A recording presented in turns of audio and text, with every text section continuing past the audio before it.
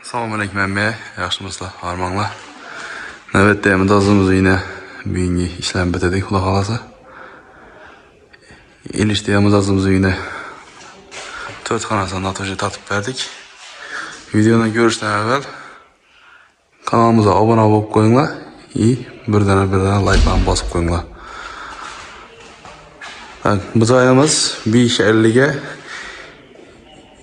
7 polni pechat 4 metrdan ziyod katta xonalar ham polni pechatlarni ishlab beramiz. Ikkinchi xonasi koridori. Koridorni ham polni pechat, ramkali pechat ishlab berdik. Bu xonasining razmeri 4.26.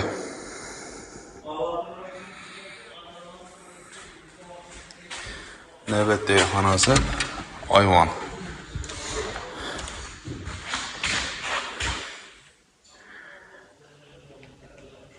Ayvondan ramkali pechat bo'ldi.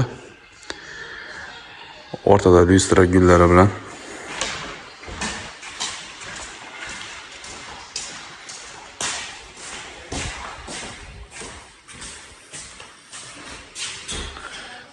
Toza dizayndagi patologlar. Zor chiqdi.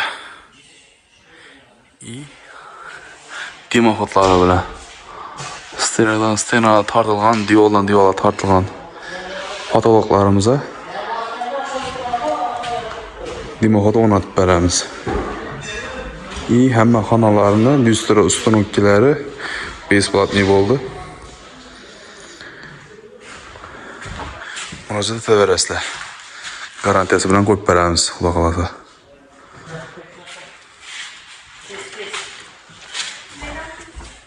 Navbatdagi xonasi armatonni dona pechat bo'ldi. 4 gulda o'rtada gul qo'yib berdik. Kimga shunday xizmatlarimiz bo'lsa, ekranda telefondan bilamiz, qoldiramiz, bemalol bog'lanaverasizlar.